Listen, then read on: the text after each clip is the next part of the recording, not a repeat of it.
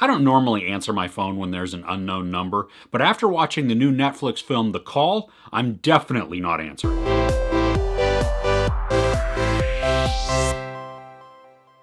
A phone call that connects two women from the past and present starts a dangerous game to change the future. Park Shin-Hye and Jung Seo-joon star in this. The first is in the present, the latter's in the past, and they become connected after a fateful wrong number one night. This Korean thriller has the feels of Frequency with Dennis Quaid and Jim Caviezel, but this one, way much darker. There are massive feelings of isolation, loneliness, and even helplessness. And I love how someone doing something that they think is right sets off a domino effect of chaos. It's frustrating to watch play out, but not in a bad way. I mean, it just invested me that much more in the story. Our two main characters are wonderful. They interact so well and have this great back and forth. I mean, all of their interactions are really on the phone and not physically on screen together. This starts off building slowly, and we're painted a picture that I'd venture to say most of us would act in the exact same way that the character does.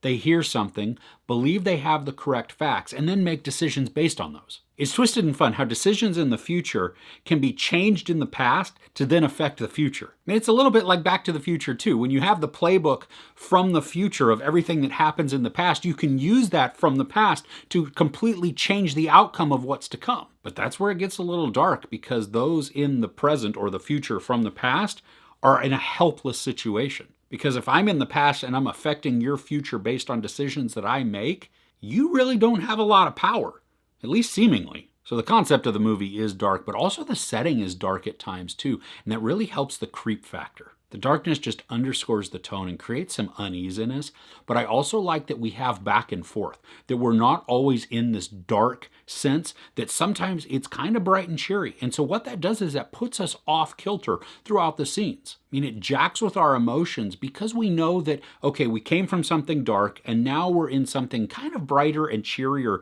maybe a little bit more positive, or even just it's lit differently. And so it does look more cheery and positive and bright, but there's always this sense of impending dread. Like, this cheeriness can't last forever, can it? I think the special effects in this are done really well. When something in the past changes the future, we get to watch it morph.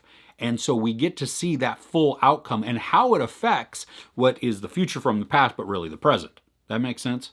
Our two main characters are spectacular. I mean, they each have qualities that make them very dynamic and very complex. There's a lot of cunning and intelligence that each of them employs at different times, and it makes them just a lot of fun to watch and see how their mind's working and how they're going to figure out a puzzle of how to either help or hurt the other one. I really enjoyed the pacing of this too. I mean, it is steady and it's never static. The events progressed efficiently, but we also got to sit in our emotions. We got to fully experience some dread or some happiness or some sadness before moving on to another set of emotions. Now, the storytelling is tight and it's effective also. I mean, you figure with these multiple timelines going on, they have the opportunity to get lost, or at least to create some massive plot holes. And I didn't feel that there were any. I mean, there was one point where I was scratching my head because I was trying to figure out how a character ended up where they did and in the situation that was surrounding them.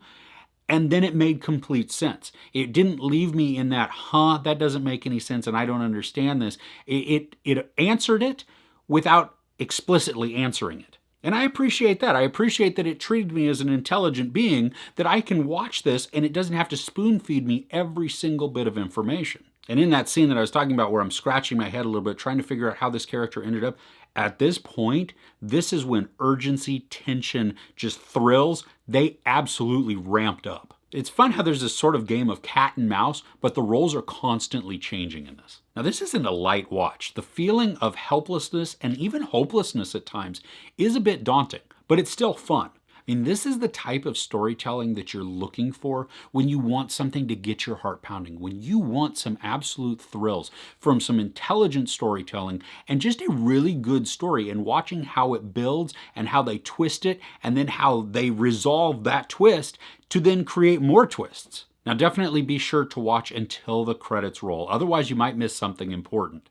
There's no sex or nudity. There's a bunch of profanity and a whole lot of brutal violence. I give The Call 4.5 out of 5 couches. Are there any decent thrillers you've seen lately? Let me know in the comments below. If you enjoyed this review, please give it a like. Also, don't forget to share and subscribe.